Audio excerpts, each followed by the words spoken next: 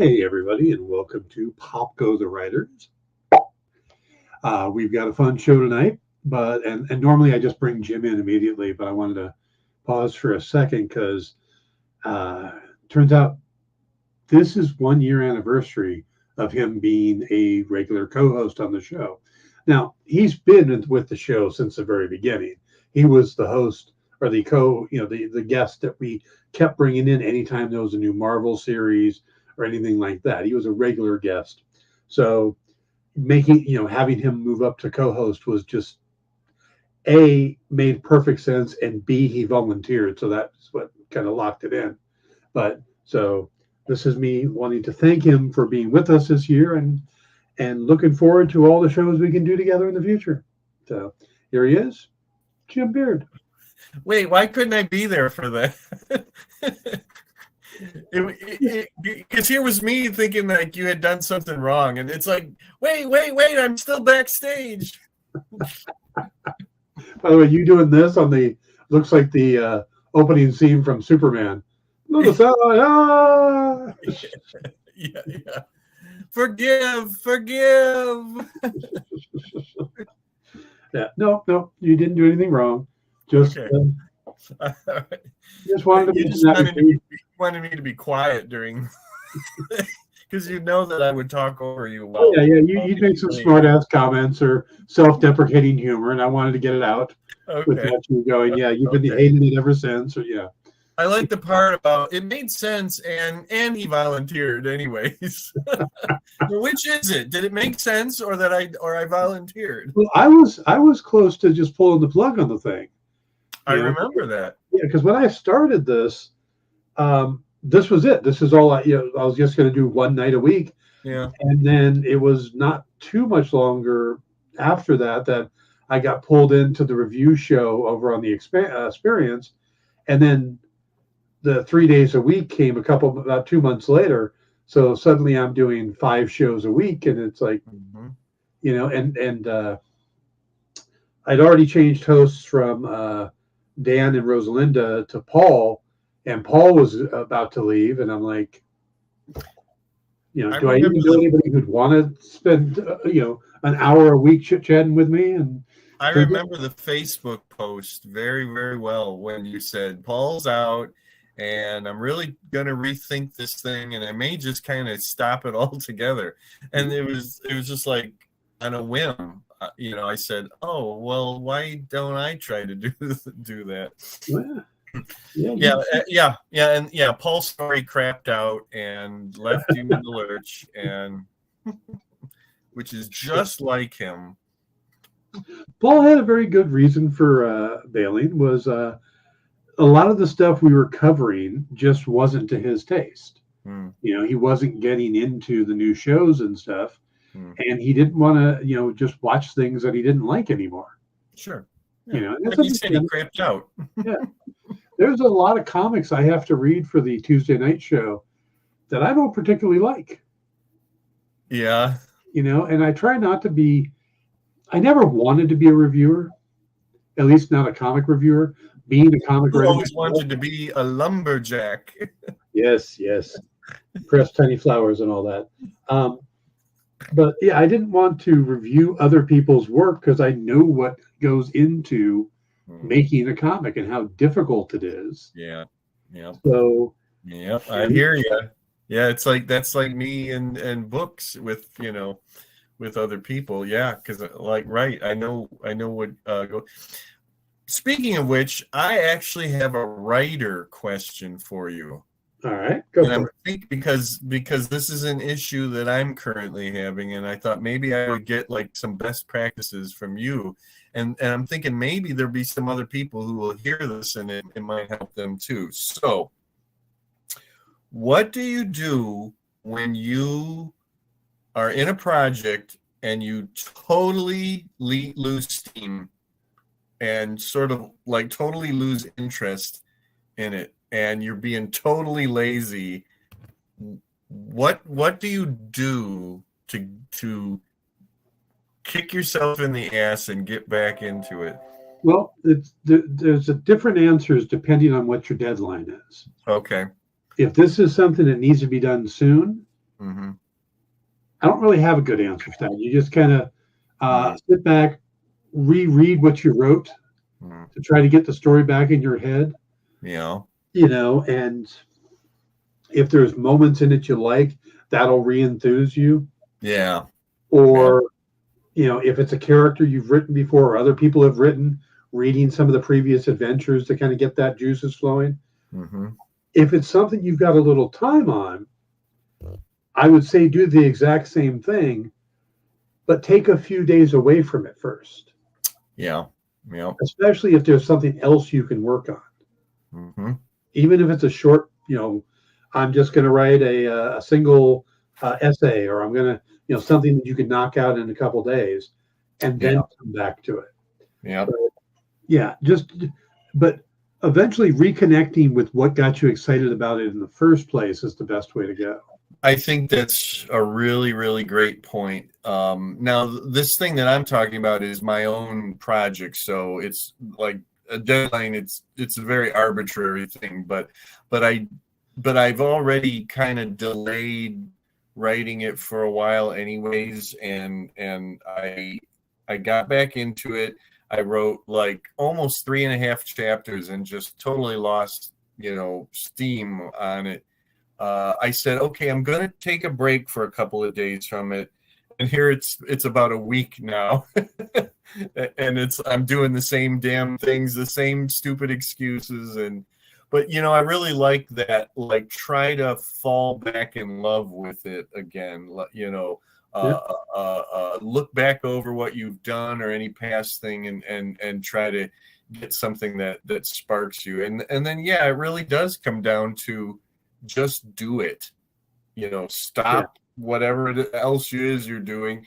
I think what the problem with this one is that I literally just published 2 books, and it was a lot to get to the finish line, and they got published back to back, and it was one of those things where I justified it by saying, well, you deserve a little break, like you just put out 2 books, and what else would anybody expect of you? But I'm my own worst taskmaster and enemy, for that matter. Well, good. I appreciate that very much, because that pretty much echoes what the things that I try to do, and that I've heard other writers say those similar things too. Yeah, I mean, if it was literally like a project for someone else, like a deadline kind of thing, then it's going to be a case of I have to do this or my reputation is shot to hell. Yeah, you got to push through. And yes, pushing through is absolutely correct. Well, good. Thank you. No problem. Yeah, just have a date night with your project again. I love that. I love it, love it, love it. That's great. That is great. But which one of us is going to pay, though? You are. Okay, yeah. Yeah. I'll appreciate that too. Now they might pay later. Yeah, yeah. I'll be paying later. All right. So had a couple topics we can play with tonight. Alrighty. One of which is something I came across online, and the other is a follow-up to something we talked about last week. Okay. Which would you like to tackle first? The thing that you came across online. All right. So this is a quote from Mr. Jim Valentino. Mm-hmm. And on his Facebook page, he posted that he said, in my humble opinion, these 10 issues, number 44 from November of 1965 to number 53, August 1966, represent the single greatest run of the world's greatest comic magazine. Of course, we're talking about the Fantastic Four. Mm-hmm. He said they introduced the Inhumans, Galactus, and the Silver Surfer, and the Black Panther in that order. They feature what is arguably the greatest single issue story in issue number 51, This Man, This Monster, and finally made a step towards giving Jack Kirby his due by eliminating individual credits for Stan and Jack, which he said was not enough, I'd argue, but that's another topic for another day. Hmm. Now, I have my feelings on Stan and Jack aside. Um, I thought it was interesting that he brought up these specific issues, and so I've got them here for us to pop up. 44. Hmm. Stuff with the Inhumans. The gentleman's name is Gorgon. I always loved the cover on that one. Yep. Among Us hide the Inhumans. Classic cover there. Love Yeah. it. And of course, Wow. Black Bolt, Wow. And then after that came this is more of a generic cover because you don't really have any bad guys on there. Beware the Hidden Land. Mm-hmm. But then we had The Watcher and the Coming of Galactus.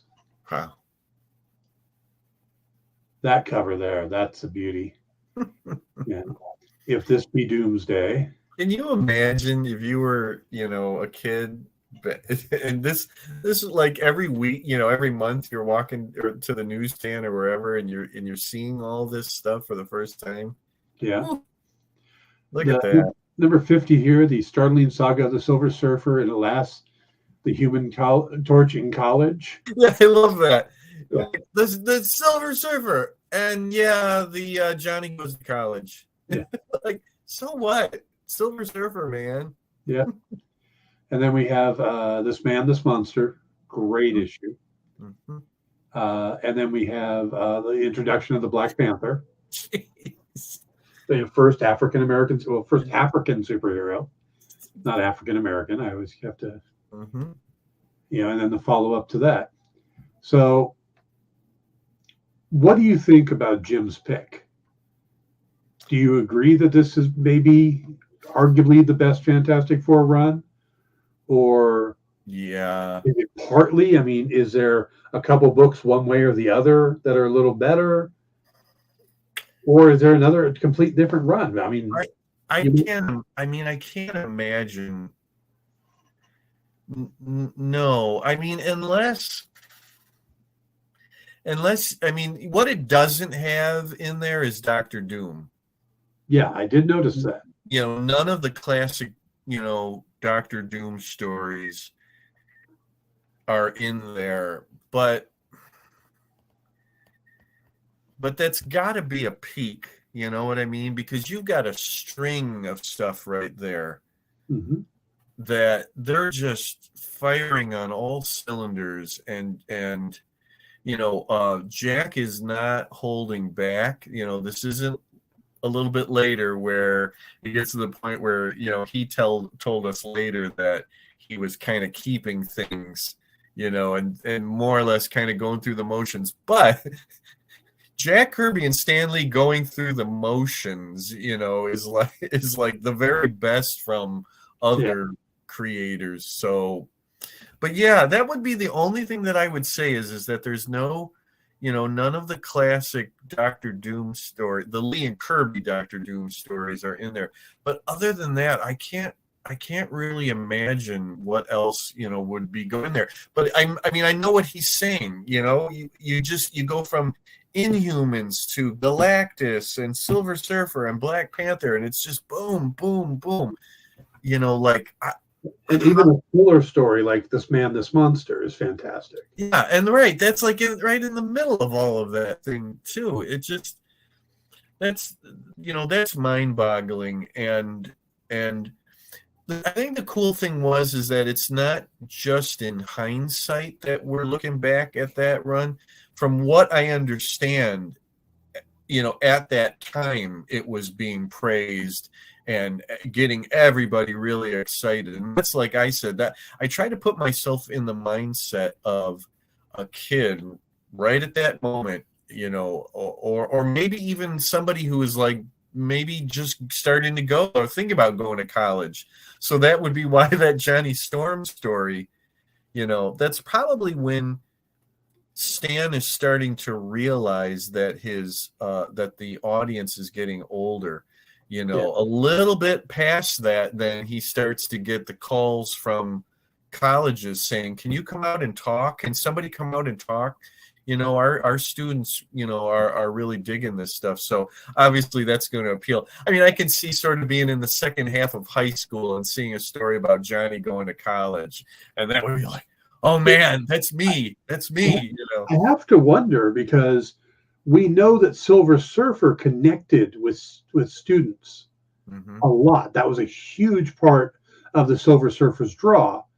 And I'm wondering if combining Johnny going to college and the Silver Surfer got college kids to pick up the book because Johnny's going to college. Sure. And think, oh, this is like me going to college. And then suddenly they're meeting the Silver Surfer. Yeah. Oh, and Mike Wheeler agrees that he thinks that is the best run. I think it's hilarious, though, because I get what you're saying. It's hilarious that they put it on the cover. It's not just another thing that you're finding in the side of the book that it enriches the whole thing. But you have Silver Surfer and Johnny goes to college right on the cover. Like, I just think it's interesting that Stan thought so much of that moment, that it's right there, and it's not tiny. I mean, it's taken up maybe almost a third of the cover. But that's the glory of the Fantastic Four. That's the glory of what Stan was doing at that time. Stan, and that you were getting these cosmic things, but then you were getting these fairly mundane, everyday things, and you're right, that really connected with people. But yeah, I'm gonna agree with Jim Valentino. And it's not really his fault or anybody's fault that doesn't have Doctor Doom in it. I mean, if it had Doctor Doom in it, I mean, I think people would be having like brain aneurysms. That there would be a string of deaths in that time from readers, because their hearts would just pop. Like, to get all of that and Doctor Doom too. I mean, if there's another run that I'm just not thinking of, a string of issues that equals all of that, then I don't know what it would. I don't know what it would be. I'm really fond of year one of Fantastic Four, when all these great concepts are rolling out and they're kind of finding their way, but it still doesn't equal that block right there. Yeah. I'd have to kind of see what is right after that or what is right before that, but I doubt if I'd be adding anything in, to that. Yeah, I'm kind of curious. So I'm actually looking online to see, what are considered, and even CBR, when they make their list, it's pretty much their number one is this same thing. Yeah, except for they're kind of counting the full 101 consecutive issues that they did together, but they put This Man, This Monster as the picture for it, But I was kind of curious what the other ones would be, like John Byrne's run, with the Negative Zone and stuff like that. That is number two for me. That was a very exciting time. I guess to me it was like I wasn't there for the original Kirby Lee run. I wasn't there while it was happening.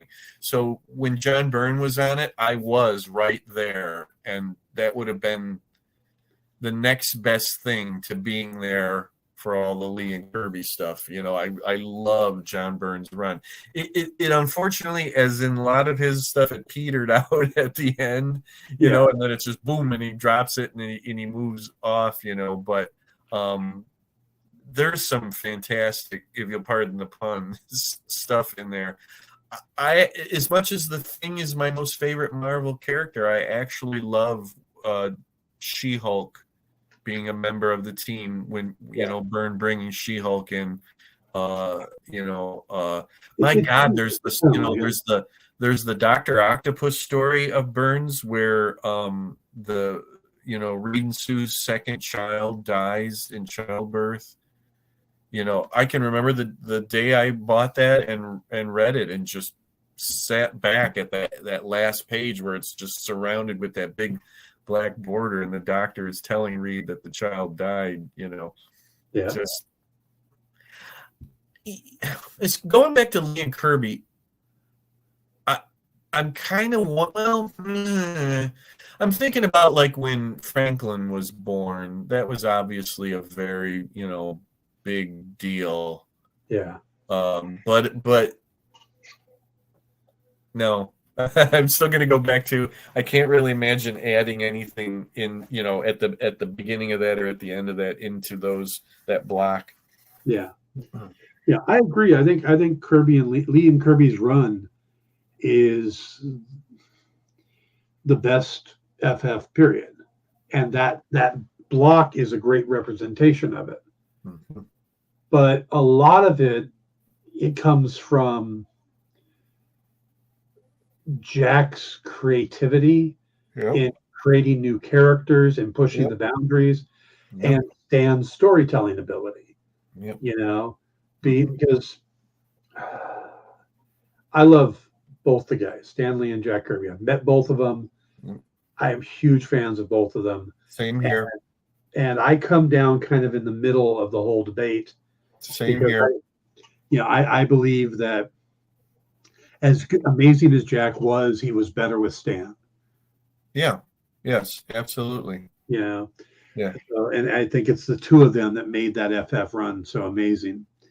Yes, it's one of those classic cases where you cannot take one piece out of that mix. Yeah. Without it doesn't exist, and the people who deride Stan, you have to say there wouldn't be the Marvel comics that we know without him. Say what you will about him, and yes, I know that he got a little out of hand at sometimes and took credit when he didn't he didn't deserve to at some point. I get all of that, but his personality is such a huge factor, and the storytelling, also it's just too, they're too integral, to take that thing apart and say, oh, it was all Stan or it was all Jack. And believe me, I'm the biggest Jack Kirby fan in the world, and it's like, no. See, I look at it this way. I look at how did certain creators do without Stan? Yeah. I look at Jack and the success he had at other companies and that with other characters. While we celebrate those characters, we don't necessarily celebrate the stories that were told when they were created. Yeah, very true. Very true. The Fourth World characters. The Fourth World characters are great. Yeah. But the comics themselves weren't great. It was the characters we liked, the concept, the creation. Mm-hmm. Jack never had the level of success he had with or without Stan. Yeah. Maybe with Joe Simon. Captain America did very well, but it also teetered off quickly too. So that was a product of the war in a lot of ways. Yeah. But the success he had and the regular success he had with Stan working with him compared to him on his own just never quite got to that same level. And you can also see that with Steve Ditko. Yeah. The success of Spider-Man and Doctor Strange were hugely on the shoulders of Steve Ditko. Mm-hmm. But, Steve had a certain philosophy in life that I don't think would have connected with that era of readers the way Stan's did. Yes. Yep.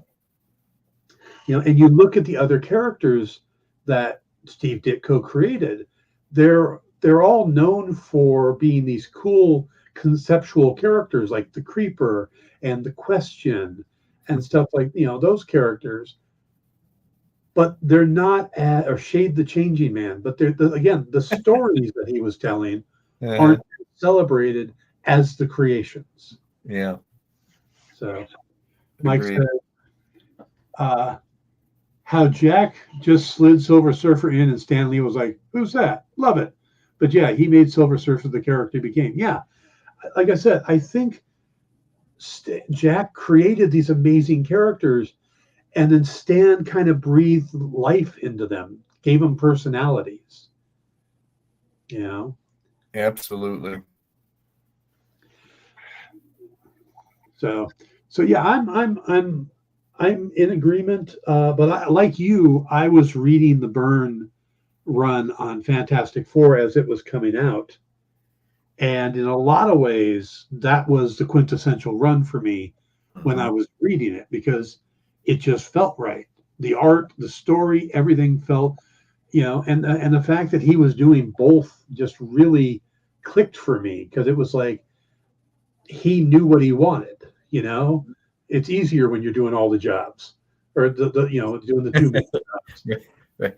I think he, more than anyone who's worked on Fantastic Four, got what Stan and Jack were doing, and did it again, but yet still also kept his own flavor in it. And I just, I'm thinking over all the other different creators who have come in, and there's been some good stuff, but there's been so many times where they haven't gotten it, or they have said that they very much on purpose are not going to do Stan and Jack, when I honestly think that that's what that concept the property needs. Oh yeah.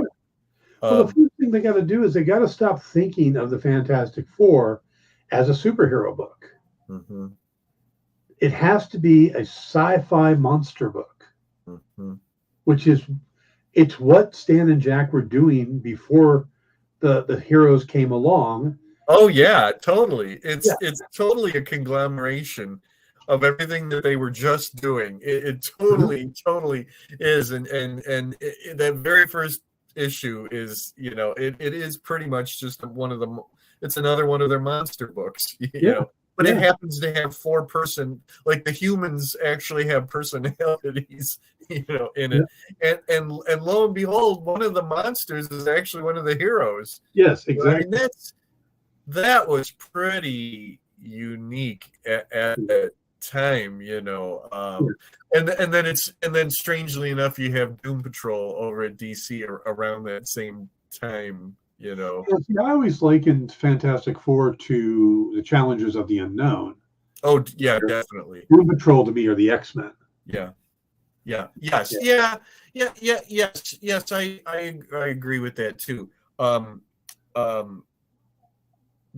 But you can totally see Jack saying something like, maybe this sort of a Challengers of the Unknown sort of a thing, Right. We're doing all these monster books, so let's have, a bunch of monsters in it, and we'll have one of the guys be a monster too. Totally can see that.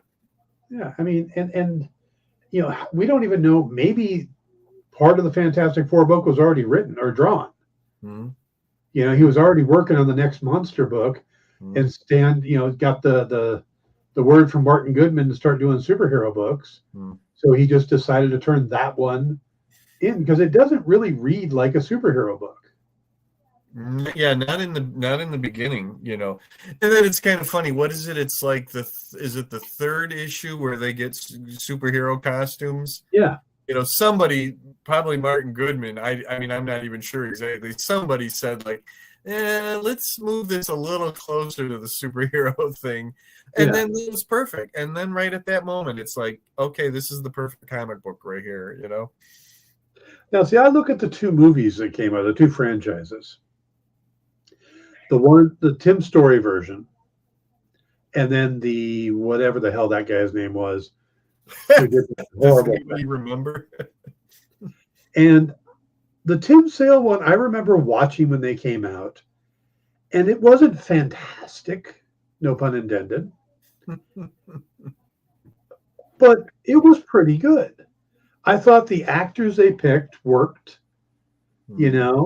I wasn't that big a fan of the guy that got to play Doctor Doom. And we just found out within the last few days that he beat out Robert Downey Jr. for the part. Oh my God. I don't think I'd heard that before. Oh, can you Yeah. imagine if that? Oh, that's pretty funny. Robert Downey Jr. and Chris Evans together Yep. for the first They could time. have been together in the Fantastic Four. Yeah, that just came out. There was an interview that, well, it wasn't really an interview, but a video of Kevin Feige and Jon Favreau kind of talking over the first Iron Man movie because it's the 15th anniversary of the first Iron Right. Man movie. Right. I saw that, but didn't really get to, look into it anymore. But I saw that they were talking about it. And one of the things they mentioned was, well, yeah, we had talked to Robert about a previous movie, and Wow. so, That's the part of all three movies that I think they just got completely wrong. To me, it looks like they were so afraid of the character of Doctor Doom, or just took one look at it and said, "There's no way we can possibly do this character as it is." And I don't know why that would be. I feel like we talked a little bit about this last week too, but it's like, just let the character be the character. yeah. Yeah, kind of a little bit of a goofy name. I get that, and he's got this Iron Mask and all of that, but it's actually a really cool character. I mean, a dictator of a small country, who's people act like they love him, and then he combines science and sorcery. His rivalry with Reed Richards. I mean, there's so many good things going there, and that whole over the top thing, about Doom this and Doom is that, and everything, the megalomania. I mean, it's like, just let the character choose some scenery. Yeah. I mean, he's the greatest, bigger than life villain, and sort of just let him be. That instead of whatever I don't even remember what the deal was in the Jessica Alba movies, but all I remember is in that third one he's like a blogger or something like that. Well, the other one, he's the guy that is fund rolling, bankrolling. That's it. Fundraising, bankrolling. He's bankrolling the experiments. So, and he goes on it's like, okay, Doom shouldn't have powers like that. He's a guy in a suit who has the brain, but he also then turns to sorcery.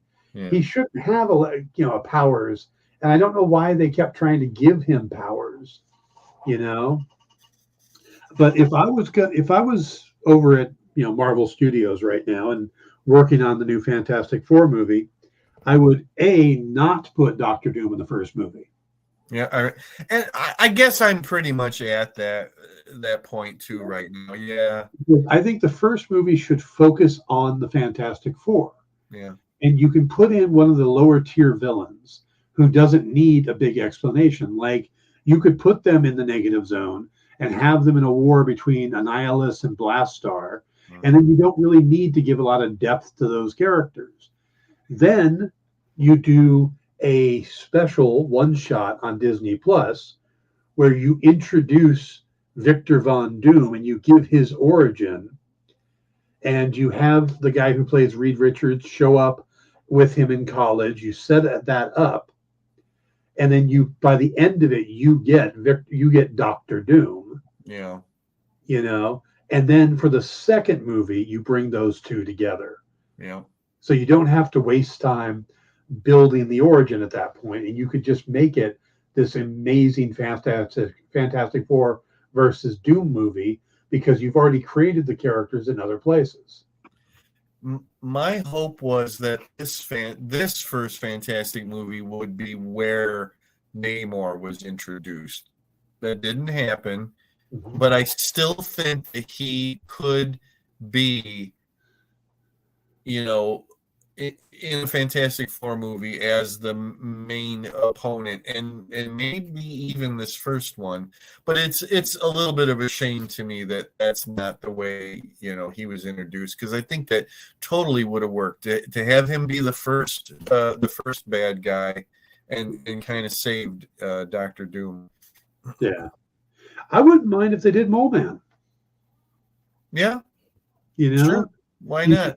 You could get a quirky small actor. Mm-hmm. Danny DeVito in his heyday, maybe. You know who just popped in my head? See, Danny DeVito, of course, would have been the perfect casting. But the person who just popped in my head is I don't remember his last name. Is it Ken Jeong? The guy from the Hangover movies. And I am not sure. He's one of the hosts on The Masked Singer. Oh, him! Oh my god! I think he'd be great. That's insane. Exactly. I don't know if I'd like that. It's insane, but I don't. Because he always plays silly. But the fact is, he's a good actor and he's intelligent. He has a doctorate. He is a doctor. I think I've heard that. As long as it wasn't out and out comedic, Well, yeah, and they don't need to play a comedic. What about, I don't know, maybe this is too much on the nose. What's his name from Game of Thrones and from Infinity War? Peter Dinklage?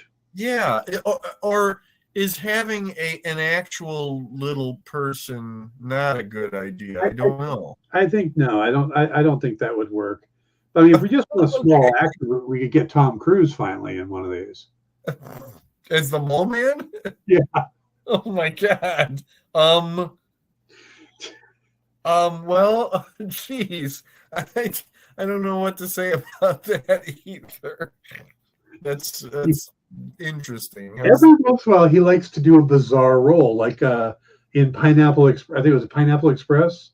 Mm-hmm. The one where Robert Downey Jr. is done in blackface. Oh, right. Yeah, right. That's like the Vietnam. It's like a Vietnam movie or something like that. Or where they're trying to film a Vietnam movie in Vietnam. And Lev Grossman is there, and he's in, he's playing this character that's all done up with a fat suit and stuff. Yeah. Yeah. So yeah, I could see him finding it silly, but he's kind of sensitive about his height. So personally, I want to see the Frightful Four. Those would be cool. Yeah. Well, we already have Sandman. Well, no. Well, he's actually. Well, kind of. We have Sandman. They can get that guy. No biggie there. And I saw somebody was talking about Cruise is the wizard. Somebody was talking about actors who are born to play characters, and they said that John Cena would be perfect for Sandman. Wow, because I mean, okay, but I really think that the guy whose name I can't think of who played Sandman, Thomas Hayden Church. Yeah, I thought he was perfect. I mean, honestly, really, perfect for that. I mean, what's interesting? They could do the Inhumans, the real Inhumans, and have them be more or less the adversaries until they work things out, in the end. Yeah. I've actually heard a rumor recently that they may bring Ensign Mount back for more as Black Bolt. Okay. And I'm good with that. I thought he was fun. I'm good with it. I'm all good with it. I think I've said it before. I like that miniseries. Yeah. But I think he was one of the best things in that miniseries. Mm-hmm. I thought the casting was good, except for Crystal. I did not. That actress did not have the chops. I don't think Crystal was very good. I thought that chopping off Medusa's hair was, let's just save money. I was going to say that was totally a budget thing, but that actress is Serinda Swan. Yeah, she really had the royalty superiority thing, going on well there. No, I other than Crystal, I pretty much liked everybody in that. Yeah, the interesting thing is Serinda Swan, that wasn't her first time playing a superhero. She played Zatanna on Smallville. That's it. Yeah, I was almost going to say it's the Smallville thing, right? Okay. Yep. Yeah. So, all right, let's shift gears to our other topic. Okay. Because I think we did pretty good on that one. You and I talked last week about the best Superman stories. Mm-hmm. And my theory, my thing was how most of the time when you ask somebody their favorite Superman stories, they're all out of canon. Or the majority of them are out of canon. Okay. And I put it out there on the web. All social media. I hit up, I said, all right, what are some of your favorite Superman stories? What are the best Superman stories out there? Mm-hmm. And I didn't say, well, I'm looking for canon or non-canon. I didn't give them that caveat because I really just wanted to see if mostly what came up were canon stories or non-canon. And it was a pretty good mix. Good. All of mine are canon. No, one is not, but all the rest are all canon. Canon at the time that they came out, obviously. Yeah. Yeah, and also I got some interesting people responding. Some people I didn't expect. Okay. So of the non-canon ones, the ones that I always hear, mm-hmm. These are the ones that came up. Superman Earth 1. Okay. Secret Identity. Okay, yeah. Speeding Bullets, which is an Elseworld story. Okay. All-Star Superman. Okay. Red Sun, and those. I knew you were going to say Red Sun. Yeah, those two are the ones that got the most mentions. Okay. All-Star and Red Sun. Mm-hmm. Kingdom Come, with people usually going, I don't know if this counts as a Superman story, but yeah, I would say it is. Yeah. Is it a Superman story? Or is it a Justice League story? Or it's a lot of Superman, actually. Yeah. Kind of. Yeah. Superman for All Seasons. Okay. Which could be canon, but I don't think it really. Come on, you got to mention my non-canon one. Come on. I got 3 more. Okay. Superman versus Muhammad Ali. Oh, well, that's terrible. I forgot about that. Yes, that is glorious. But I consider that canon. Peace on Earth, the oversized books that Alex Ross did. Which could be considered canon, too. Yeah. Yeah. And American Alien. Oh, you didn't mention mine. What was yours? Whatever happened to the Man of Steel? Now, see, that's in a different area. See, because to me, that is canon in the sense that it's the closing of the Golden Age Superman or the pre-crisis Superman.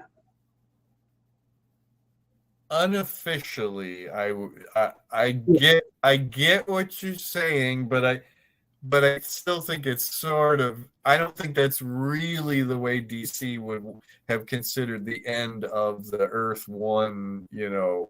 Okay. I'll say that could go either way, but it is one hell of a story. Yeah, but as mentioned I have a section for single issues. Okay. One-shot stories because I was trying to figure out, like, if you were trying to sit down and do a Superman movie, what canonical thing would you pick? So one-shots didn't really fit the bill, and these were the one-shots. Yeah. The comeback of Larry Trent from Superman #2. Action Comics #12. I don't remember what the actual story was, but this was submitted by Tom Brevoort from Marvel. And he has a link to his website where he does a whole essay on this particular story as being the greatest Superman story of all time. And that would be the original Action 12 Uh-huh. or like a newer Action Nope. 12? The Okay. original, all the way back. I'm not so well versed that I could name what that story was. There was somebody suggested Adventures of Superman number 476, The Assault of the Linear Man. Not sure. Then we have Action Comics 775, What's So Funny About Truth, Justice, and the American Way.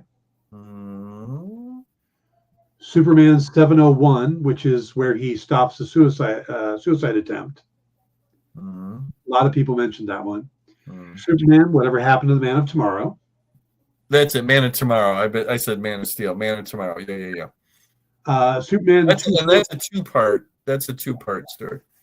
A story called Superman, or Must There Be a Superman, from Superman number 247. Yeah, I'm pretty familiar with that. Yeah. And then Rob Liefeld suggested two. It's a two issues in a row, Action 41 and 42. And the first one's called It's a Bird, It's a Plane, It's the Supermobile. And the second one is This is a Job for the Supermobile. Oh. I can't believe that Rob Liefeld and I agree on something. I was actually going to bring up it's those. Okay, what numbers are that? Is that? Well, those two are 41 and 42.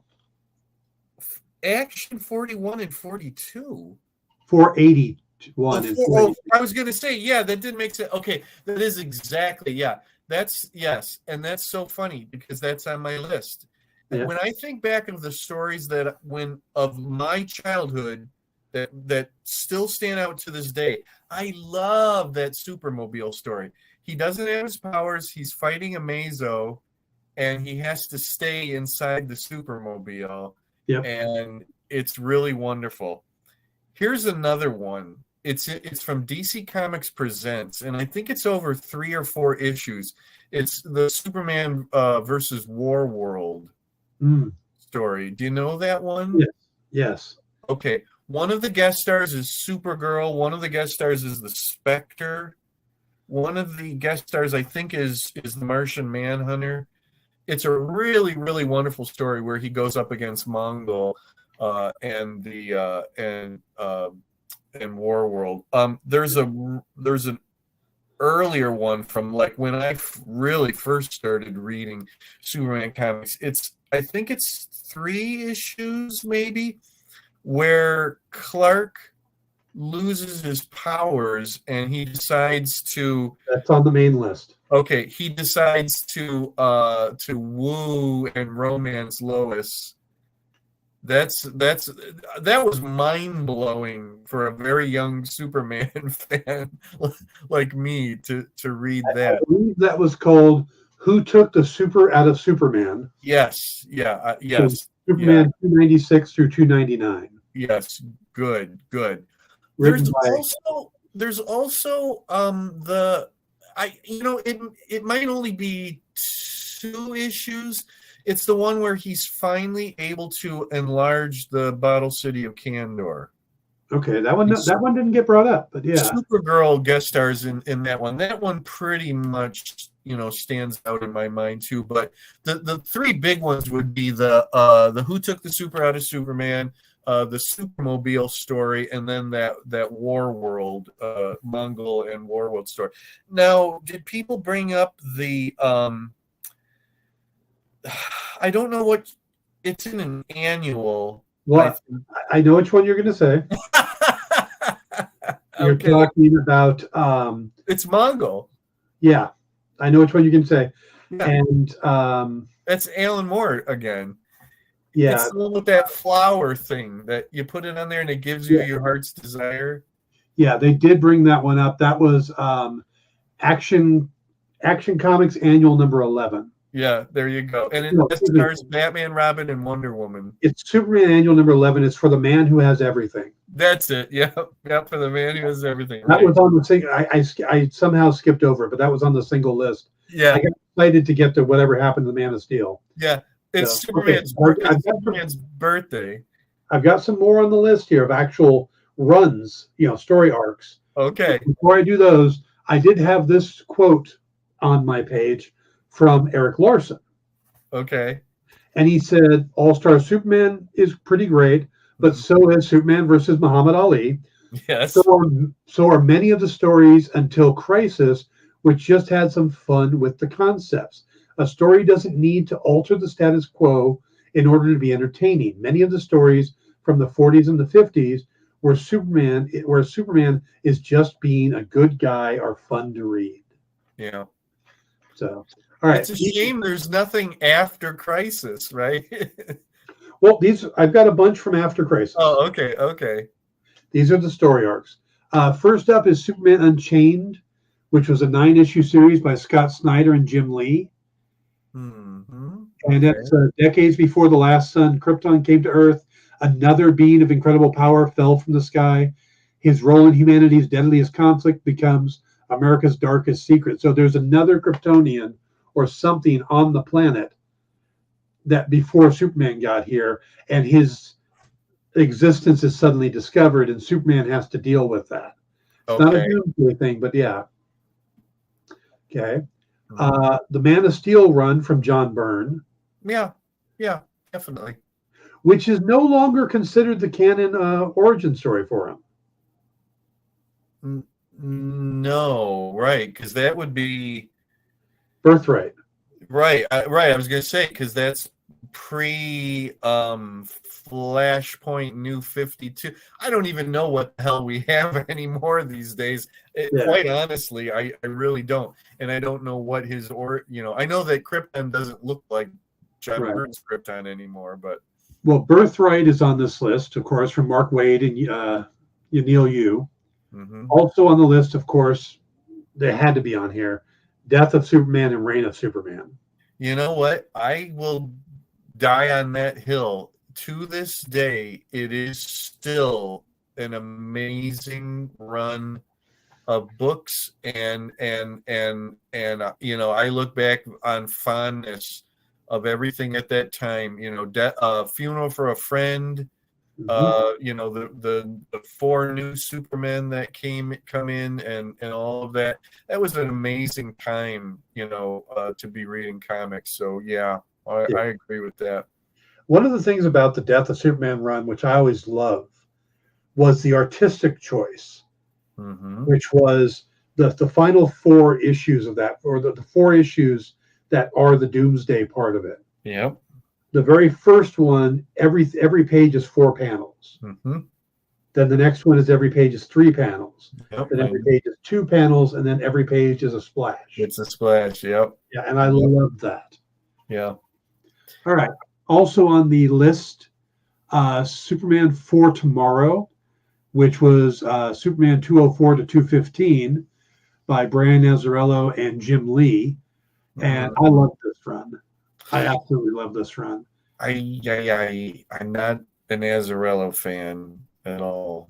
This was coming shortly off of Hush. So it was like, okay, Jim Lee just did 12 issues of Batman. Yeah. Now he's going to do 12 issues of Superman.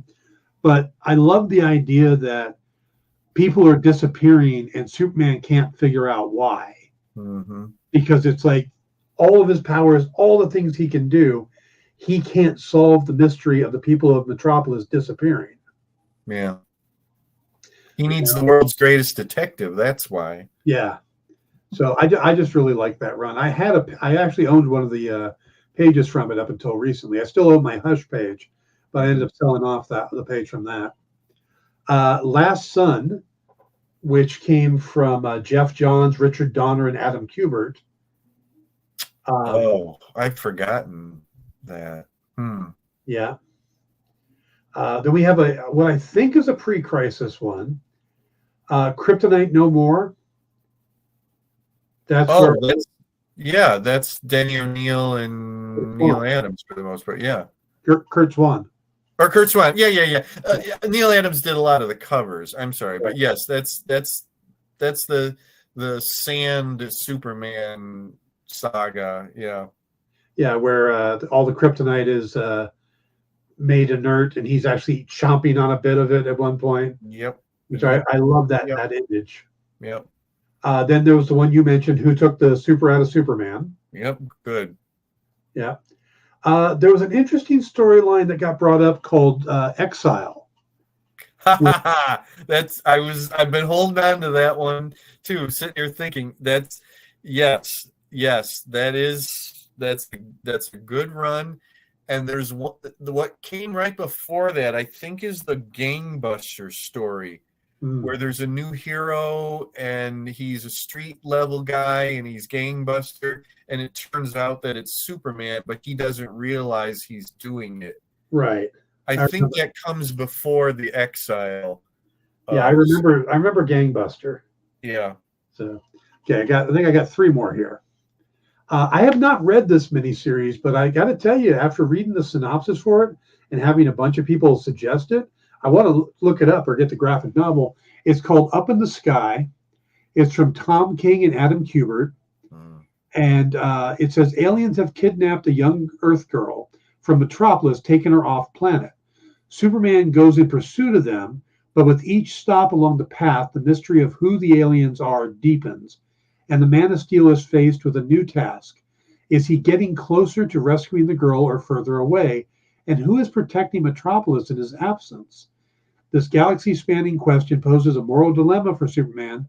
How much is one life worth compared to the millions back on his adopted planet? How far will he go? What foes will he face to find the answer? What year is that? It's got to be within the last 5 years with Tom King. I would think so. Yeah. Yeah. Because and what I like about it is, you look at Batman and you go, one life versus all the people in Gotham, and he's going to go, all the people in Gotham. Superman is never going to accept that answer. He's always going to be both. I'm going to save everybody. You know, you're going to come across a Doctor Who episode where the Doctor has the line, "For just once, everybody lives." Okay. And it's an important moment. And I won't even tell you which Doctor it is. Okay. But that's how I see most characters are the needs of the many outweigh the needs of the few, where Superman is not. Superman is, I'm saving everybody. So that's why I like the idea of that story. And then the last 2, we've got Brainiac, which followed up the Last Sun story by Jeff Johns and Gary Frank. Oh, yeah. That was good. Yeah. And then the final one that made the list is from Superman 654 to 658, called Camelot Falls, from Kurt Busiek and Carlos Pacheco. Oh, yeah. A little while back, I started to think, wait a minute, what about something from Busiek's run? And then we went on to other different ones. So, okay. Yeah. Well, I think this is a pretty good list. I think we got a lot of.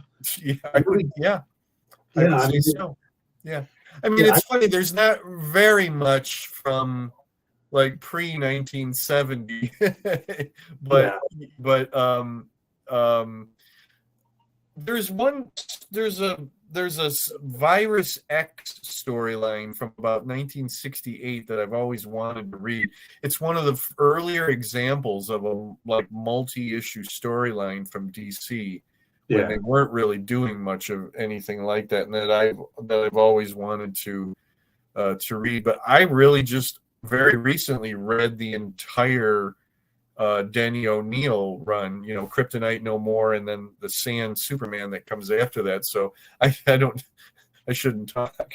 But yeah, I'm so glad that some of my, or really all of my favorites, I guess, are in those. I'm glad that somebody, like, people remember the Supermobile story and didn't put it down. And then also that Who Took the Super Out of Superman story. I know more people remember that. Now we got to do Superboy stories, right? Well, Mike Wheeler mentions there must be a Superman from 247 that made the list, and that was from 1972. Okay, good. I think that, you look at stuff like the Superman, the Batman stories and stuff from the 60s, and into some of the 70s was a little campier in some of the, the older stuff. That it Sure. got into, especially after the Comics Code Authority thing. Mm-hmm. So I think that's why there's not a lot, because there weren't. I mean, they're gimmicky stories. They're, Sure. it's Lois Lane becomes black to see what it's like to be black for a day. I am curious. Black. Yeah. Yeah. Yeah. Yeah. Oh, Superman won't love me now because I'm like, what? There's Yeah. still a lot of single issue stuff in there that I'm very, very fond of. Right. So yeah, now okay, we have to do Batman sometime now. Yeah. But yeah, I'm very fond of a lot of the stories in those lists. Yeah. Yeah, I thought there was a really good list, and a pretty comprehensive list, because I've done stuff like that. I've thrown questions out on the internet and gotten like 5 replies. Okay. But I got a good number of replies on this one, including besides Larson and Brevoort and Liefeld, also Kevin Graveau answered. I don't remember which one was his answer, but Kevin, of course, is the creator of the Underworld franchise. Oh, okay. Wow. Mm-hmm. So, great. Like, damn, why are those people even seeing my tweets or my messages? But all you had to say was Superman, and they came running. Yep. So Jay says, just getting back from Comic Palooza, popped in to say, hey, awesome to see my favorite character talked about again. Yeah, Jay was with me on last week when we talked about it on the show, because the conversation we had here led me to do that question. Then I did it as an episode of my regular show, and then I wanted to bring it back here. Love it. Because I just thought it was interesting. And plus, we got to talk about Fantastic Four and Superman on the show. Right. Yeah. Top of the world, Ma. Exactly. So, all right. I think that's going to wrap it up. Okay. We'll have to see what we come up with for a conversation next week. All right. As we move into the Jim Beard year 2. I was going to say, and thanks for an entire year. Yay. Thank you. I don't think anybody would be watching the show if it was just me going on for a week. And I'm proud to say I've never gotten one single piece of hate mail in this entire year. Probably because they don't really know where to find me. So maybe that's what it is. Yeah. So, all right, guys. I hope everybody has a great week. And we will see you